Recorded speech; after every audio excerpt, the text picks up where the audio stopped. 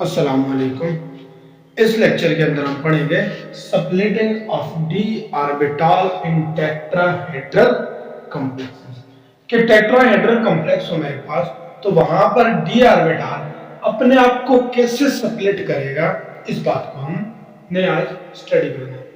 तो अगर मैं आपके लिए थोड़ी आसानी पैदा करूं splitting of D orbital in tetrahedral complexes, तो मैं एक आपको क्यूब लेकर समझाता हूं। जैसे मेरे पास एक क्यूब है। ये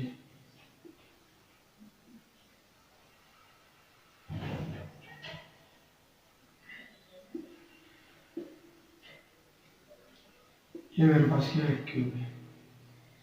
अच्छा जी, ये जो हमारे पास एक्सिस है, that axis is x axis. ये जो मेरे पास एक्सिस आ रहा है, दैट इज वाई एक्सिस।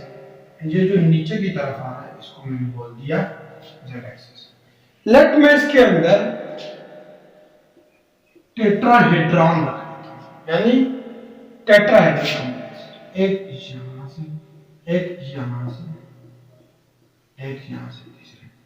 तो मैं यहां पर देखूं कि लिगेंड लिगेंड हमेशा कहां पर आते हैं? एक्सिस के ऊपर आते हैं। लिगेंड हमेशा कहां पर आते हैं? Axis.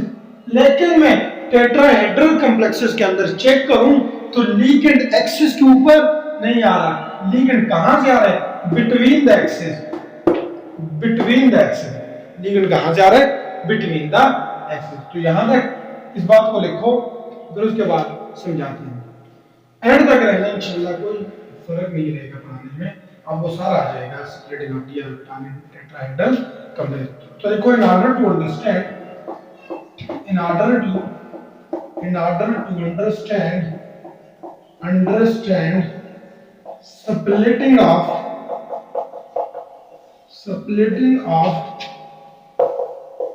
d orbital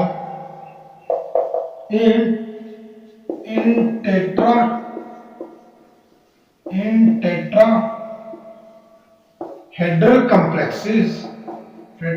complexes. Consider a tetrahedron placed, जो रखा हुआ है, placed in the center of cube. कि हमने एक टेट्राहेड्रॉन लिया हुआ है जो कि हमने क्यूब के सेंटर में रखा हुआ है। तो मुझे इसको देखकर ऐसे लगता है कि लिगेंड इस बार एक्सिस के ऊपर नहीं आ रहा, इस बार लिगेंड कहां से आ रहा है? Between the axis. तो देखो, इन टेट्राहेड्रल कॉम्प्लेक्सेस, बाकी सारी चीजें समझाएंगे। इन टेट्राहेड्रल, इससे ये याद रख कर ये बनाओ, इन टेट्राहेड्रल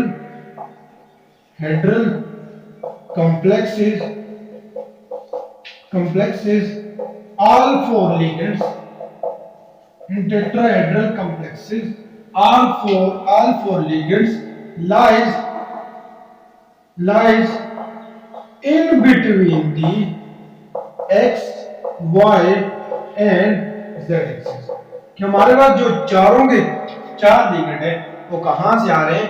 बिटवीन द एक्सिस। हमारे पास जो डी ऑर्बिटल है, देखो हमने बोला था कि डी ऑर्बिटल दो किस्म के होते हैं, हाँ, ईजी और T2G। T2G 3 होते हैं, ईजी कितने होते हैं? 2 होते हैं।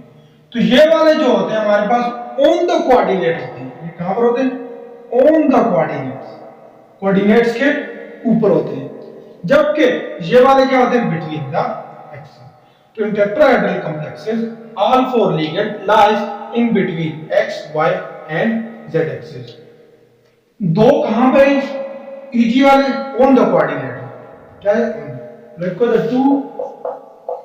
two d orbitals कौन से? the 2d orbitals कौन से? ईजी वाले 2d orbital easy lies on the coordinates। कहां पर लाया करेंगे? On the coordinate. while the 3D कौन से? 3D वाले कौन से? T2G lies between the coordinate. जो 2D है वो ऑन द कोऑर्डिनेट्स है, और जो हमारे पास T2G है या 3D है वो क्या है, बिटवीन दी कोऑर्डिनेट्स। यहां तक। अगर हम दूसरे अल्फाज में कहें तो जो लिगेंड्स है यहाँ पर जो मेटल के ऑर्बिटल हैं वो लिगेंड की तरफ डायरेक्टेड हुए हैं, डायरेक्टेड है, जबकि जो Eg सेट ऑर्बिटल हैं वो लिगेंड से तो दूर है ना, लिगेंड से, लिगेंड यहां से आ रहे हैं बिटवीन, यहां से तो नहीं आ रहा। लिखो in other words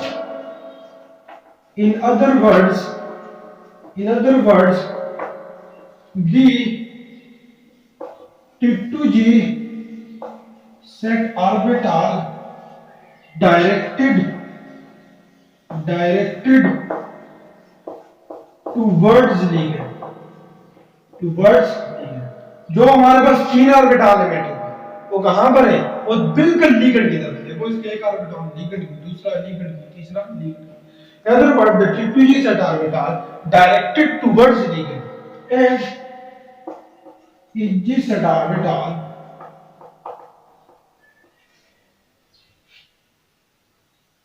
directed away from ligand। ligand से कहां पर है, अवे। ligand से क्या है, दूर है। समझाइए यहां तक।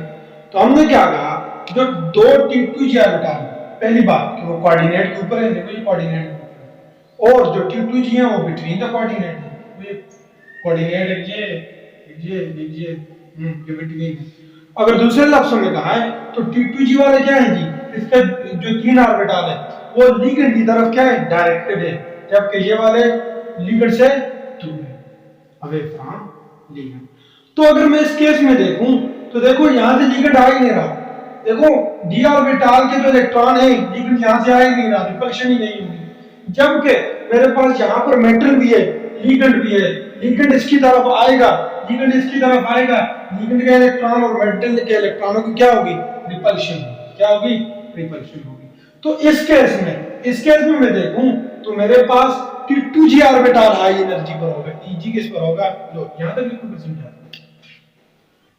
Metal directed away from ligand. यहां तक हो गया बात, यहां तक हमारी बात खत्म होगी। इसको जल्दी से नोट डाउन कर लो, जल्दी से इसको नोट डाउन कर लो। आगे लिखो, in this case away from, in this case इस केस में the T2G set orbital experiences high repulsion. The T2G set orbital experience high repulsion as compared to Eg set orbital. Hence in this case T2G orbital is at high energy. T2G set orbital is at high energy and Eg is at low energy। अभी diagram भी बना, ये मैंने क्या कहा इस point में कि इसमें देखो यहाँ पर मेटल के इलेक्ट्रॉन है, डी ऑर्बिटल ऑफ मेटल के, यहाँ से लिगेंड के इलेक्ट्रॉन है, तो लिगेंड इस बार एक्सिस के ऊपर नहीं आ रहा, बिटवीन द एक्सिस आ रहा है, तो जो मेटल के इलेक्ट्रॉन है, लिगेंड के इलेक्ट्रॉन है, एक दूसरे की तरफ आएंगे, वो रिपल्शन करेंगे, तो रिपल्शन करने से उनकी एनर्जी क्या होगी, हाई होगी। तो वैसे तो हमारे पास ऑक्टाहेड्रल में Eg ऊपर होते हैं, T2G नीचे होते हैं, जबकि ये केस उसका उल्ट है, इसमें हमारे पास T2G ऊपर Eg नीचे। Hence हम बोल सकते हैं hence splitting of d orbital in कहां पर, tetrahedral complexes is completely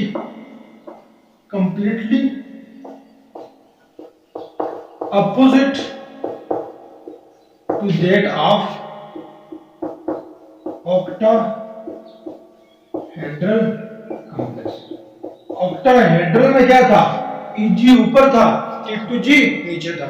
इस केस में T2G ऊपर चला गया और Eg नीचे आ गया। जल्दी से नोट डाउन इसको कर लो, तो नोट डाउन कर लो, इसको नोट डाउन कर लो। अभी इसकी डायग्राम बनाते हैं, अभी इसकी डायग्राम बनाते हैं, अभी इसकी डायग्राम बनाते हैं।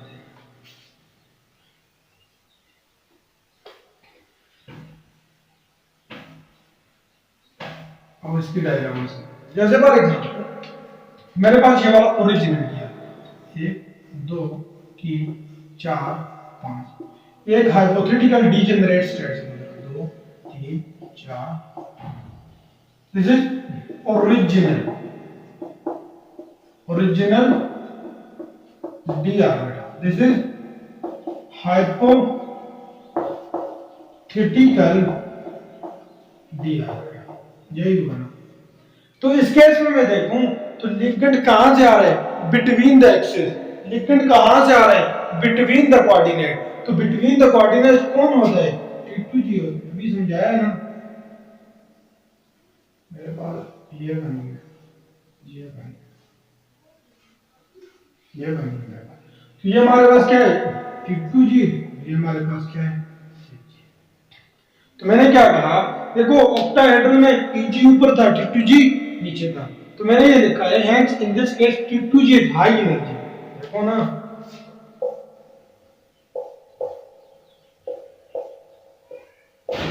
यहां पर देखो लिगेंड लिगेंड लिगेंड, ये वाला एक एक्स है, दो एक्स है, ये वाला थर्ड एक्स।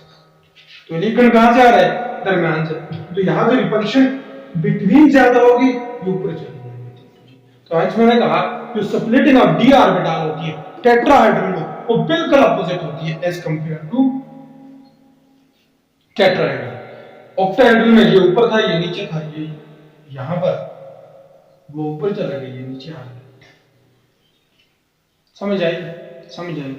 आई होप इसकी समझ आपको आनी चाहिए। इसको रफ कर देंगे, इसके बाद बात करते हैं crystal field splitting energy. Crystal field splitting energy को crystal field splitting energy for tetrahedral complexes. तो ये जहां ये जो एनर्जी का डिफरेंस है, इसको डेल्टा टी से डिनोट किया जाता है। इस एनर्जी को डिफरेंस को क्या कहते हैं? Energy difference between tetrahedral complexes. तो देखो the difference between the energy difference between T2G and EG set orbital in tetrahedral complexes are called crystal field splitting energy. इसको हम क्या बोलेंगे? Crystal field splitting energy. क्या बोलेंगे इसको हम? क्रिस्टल फील्ड स्प्लिटिंग एनर्जी बोलेंगे।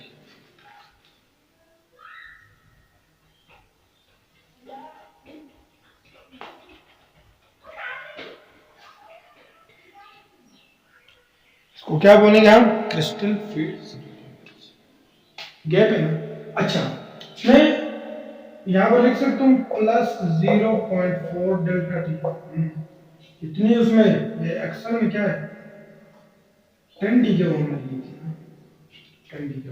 तो उसकी क्या है? प्लस 0.4 इंक्रीज, इसकी कितनी डिग्री आएगी? Minus 0.6 delta T.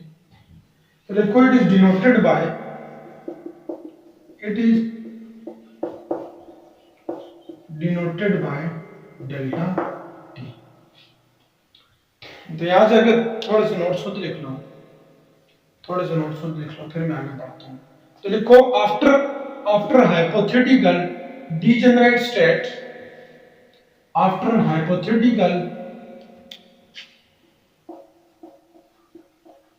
degenerate state याद बेटा, the energy of each set orbital, the energy of each set orbital minus 0.6 del t, minus 0.6 del t is less than hypothetical degenerate state, while energy of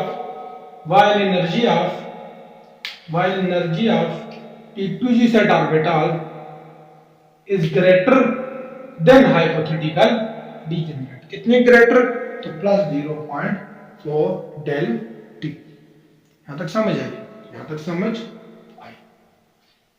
फिर आगे point लिखो, energy of each set orbital, energy of each set orbital is less than hypothetical degenerate state.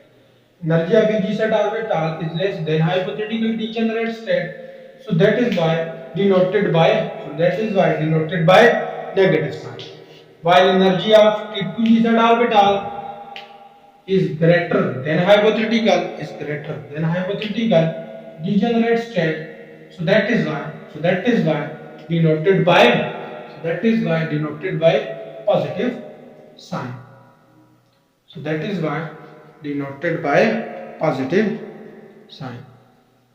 So that is why denoted by positive sign.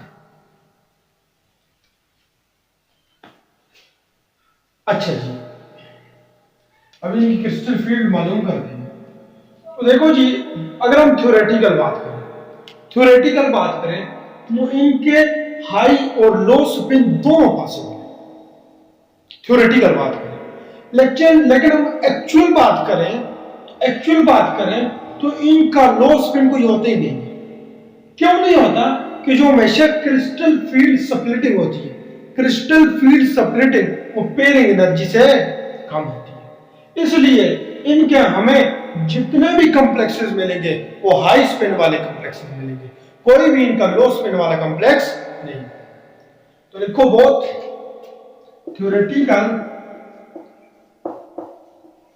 Theoretically both high and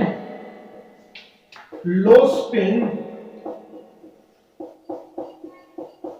complexes are possible for tetrahedral complexes, but actually there is no complex of tetrahedral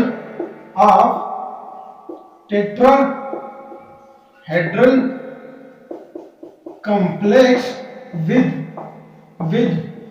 low spin, क्यों? Because crystal field splitting energy is always less than pairing energy. हमारे पास जो crystal field splitting energy होती है, देखो यहां से ये split बहुत ज्यादा नहीं हो सकता, बहुत ज्यादा तो लो स्पिन भी बनती है, यहां से स्प्लिट ही थोड़ा होता है। क्यों? इनके पेयरिंग एनर्जी इनकी ज्यादा होती है हमेशा। नोट डाउन कर लिया। अब जाएं D1 टू D10 सिस्टम तक की तरफ, जाएं D10 की तरफ।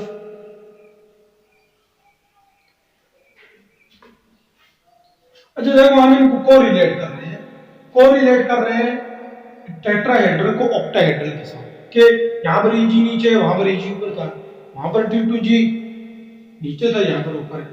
तो अगर हम बात करें तो हमारे पास डेल्टा टी हमेशा लेस होता है डेल्टा बहुत ज्यादा होता है as compare to delta T. क्यों? रीजन क्या है? Smaller value of delta T इसलिए है कि टेट्राहेड्रल कॉम्प्लेक्सेस में सेंट्रल मेटल एटम के इर्द गिर्द 4 लिगेंड होते हैं। तो 4 लिगेंड है तो रिपल्शन क्या होगी? कम। जब हमारे पास रिपल्शन कम होगी तो मतलब स्प्लिटिंग कम होगी, स्प्लिटिंग कम, इसीलिए इसके क्या होते हैं सारे के सारे कॉम्प्लेक्स हाई स्पिन वाले होते हैं, लो वाले नहीं होते। तो जबकि हम अगर ऑक्टाहेड्रल की बात करें तो वहां पर सेंट्रल मेटल एटम बाउंड होता है 6 लिगेंड से, मतलब सेंट्रल मेटल एटम के भी इलेक्ट्रॉन है, लिगेंड के भी इलेक्ट्रॉन है, वहां पर रिपल्शन ज्यादा होगी, स्प्लिटिंग भी ज्यादा होगी। यहाँ पर तो वो काम है ही नहीं ना, यहाँ पर तो 4 ही लिगेंड है, तो इसलिए लिखो always delta O is greater than delta T. The reason for greater value of delta O is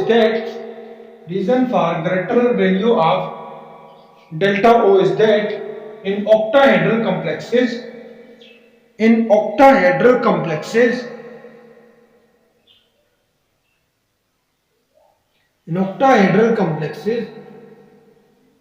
there is 6 ligands around the central metal atom which cause high repulsion due to which splitting is more and energy is more। उसको उलट कर दो कोई। तो हमने ये सारी कहानी अभी तक पढ़ ली। आओ भी समझते हैं कि D1 से D10 सिस्टम, D1 से D10, तो कैलकुलेशन ऑफ इसको एडम दो,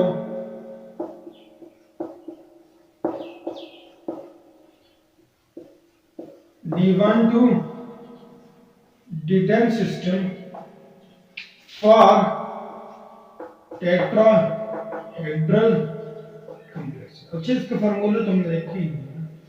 तो एक और चीज लिखो, formula to calculate crystal field splitting for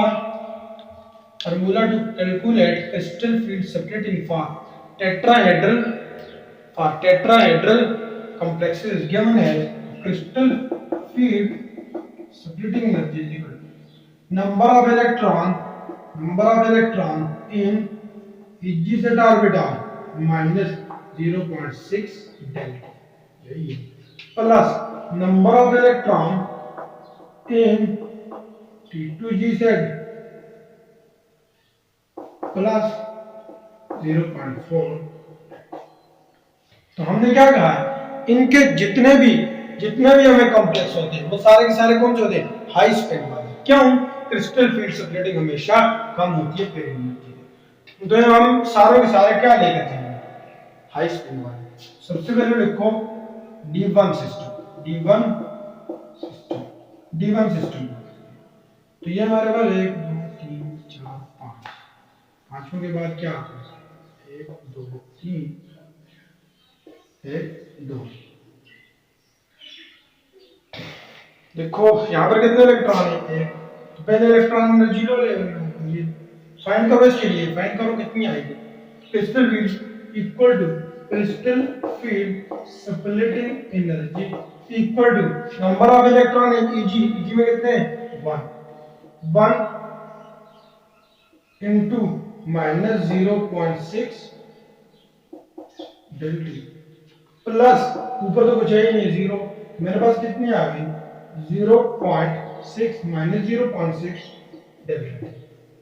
symmetry की भी आप ध्यान रखो, सिमेट्री तो मेरे पास Eg1, मेरे पास क्या है? Eg है ना, ये Eg है, ये क्या है? T2G।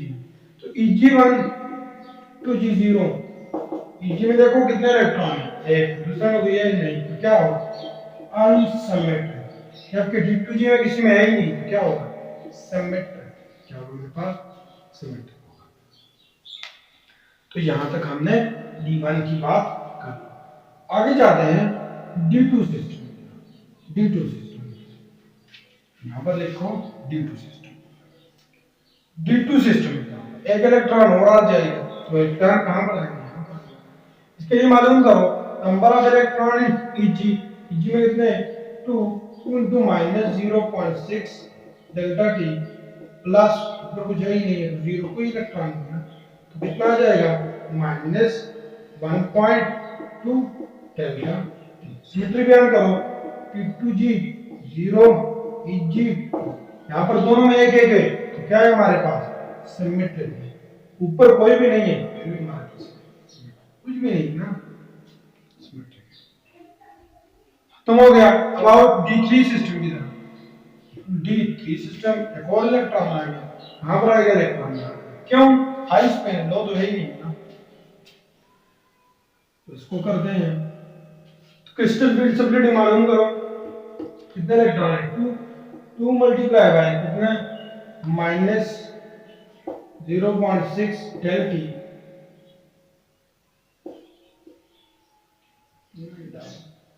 प्लस ऊपर कितना है 1 मल्टीप्लाई बाय ऊपर का कितना है 0.4 डेल्टा टी मालूम करो 2 into minus 1.2 delta T plus 0.4 delta T, हमारे पास कितना होगा plus minus minus 0.8 delta T. Symmetry क्या करो जी में कितने हैं 2 T2G में कितने हैं 1, दोनों में इक्वल इक्वल है तो क्या होगा सिमेट्रिक, फिर क्या होगा आंसर। बहुत समझ आई, समझ आई। आते हैं D4 सिस्टम की तरफ। D4 सिस्टम, D4 में एक और इलेक्ट्रॉन आ गया, कहां पर जाएगा सिंगली को मानेगा तो निकालो crystal field splitting graph. Crystal field यहां पर कितने इलेक्ट्रॉन है 2 2 इनटू कितने minus 0.6 delta T plus number of electron ऊपर कितने 2 इनटू 0.4 प्लस निकालो माइनस 1.2 प्लस 2 इनटू 0.8 कितना आ जाएगा माइनस 0.4 डेल्टा। यूनिट लगाने में भूल था तो Eg की सिमेट्री निकालो, Eg में कितने इलेक्ट्रॉन है 2 तो सिमेट्रिक है।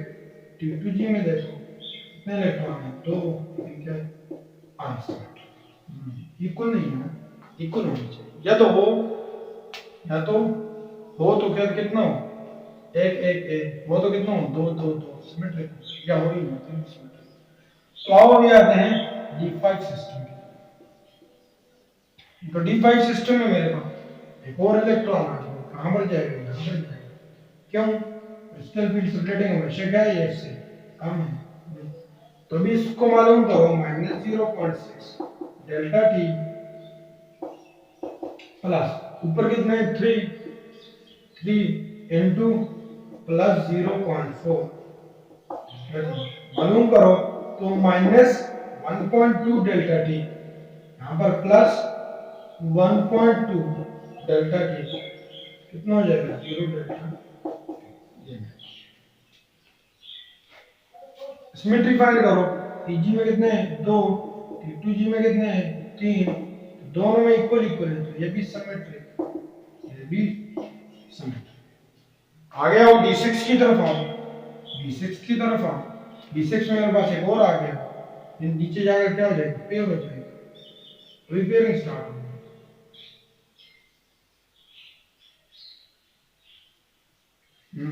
नीचे कितने इलेक्ट्रॉन है 3 इनटू माइनस 0.6 ऊपर कितने हैं 3 है तो plus 3 into plus 0.4 delta T मालूम करो 3 into minus 1.8 delta T plus 1.2 delta T मेरे पास आ गया माइनस 0.6 डेल्टा।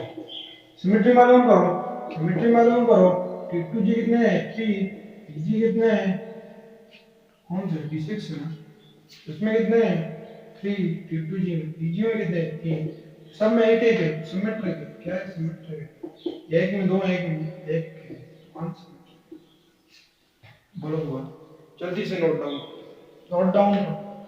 आगे हम जाते हैं D7 सिस्टम की तरफ। D7 सिस्टम की तरफ, तो D7 में एक और इलेक्ट्रॉन कहाँ पर जाएगा, नीचे जाकर पेयर हो जाएगा।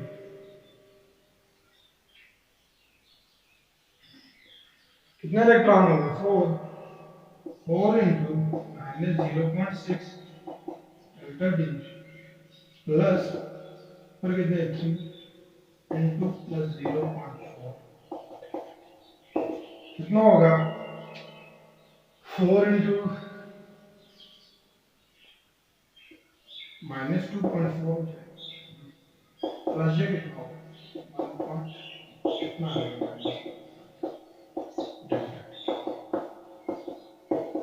सिमेट्री मालूम करो, जी में 4 है, T2 जी में 3 है, सब में इक्वल दोनों सिमेट्री, ये भी सिमेट्री।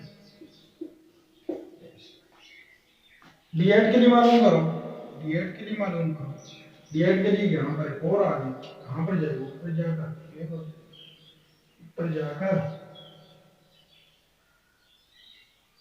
ऊपर जाकर क्या हो जाएगा, ऊपर कितना भी हो गया 4 इंटू 4 इंटू प्लस 0.4 यही रहेगा प्लस 1.6 डेल्टा, मालूम करो ये आ जाएगा माइनस 0.5। ये मेरे पास क्या आ गया आंसर। अब सिमेट्री मालूम करो, T2G में कितने हैं 4, G में कितने हैं 4, ये ठीक। तो T2G में 4, एक में 2 है, 2 में 1 है, सिमेट्री क्या नहीं अनसिमेट्री। ये क्या है मेरे पास symmetry. Comes to a D9 system, D9 में क्या आ गया, एक और आ गया यहाँ पर तो इसकी मालूम करो व्हाट इज देयर सिमेट्री। ऊपर एक और आ गया, कितने आ गए 5 में, तो 5 इंटू प्लस 0.4 डेल्टा। नजर आ रहा है, नजर आ रही है, नजर आ रहा है। ये हो गया मेरे पास, तो ये मेरे पास कितना हो जाएगा प्लस 2.0 डेल्टा टी, मेरे पास इक्वल आएगा 0.4 डेल्टा। इसी तरह मैं लास्ट में जाऊं तो D10 सिस्टम, यहाँ पर एक और आ गया, सारे फेल। अच्छा पिछले की सिमेट्री नहीं लिखी, पिछले में देखो यहाँ पर 5 थे तो क्या था अनसिमेट्री, यहाँ ये कौन सा सिमेट्री था। इतना तो आपको भी आना चाहिए, ज्यादा ना थोड़ा बहुत आनी चाहिए, थोड़ी बहुत आनी चाहिए, ज्यादा भी आए कोई बात नहीं। तो यहाँ पर कितने 4 प्लस ऊपर में कितने 6 इंटू 0.4 डेल्टा कितना आएगा माइनस 2.4 डेल्टी प्लस 2.4 डेल्टी, मेरे पास है 0 टी T2G 6 Pg 4, ये भी सिमेट्रिक, ये भी सिमेट्रिक। आई होप आपको समझ आई होगी। इतना लंबा लेक्चर मेरे ख्याल में 40 मिनट के करीब तो हो ही गया होगा, तो आई होप आपने इसको अंडरस्टैंड किया होगा। इसमें कोई रॉकेट साइंस भी नहीं, बहुत आसान करके मैंने आपके लिए इसको एक्सप्लेन किया होगा। तो thank you for watching, Allah Hafiz.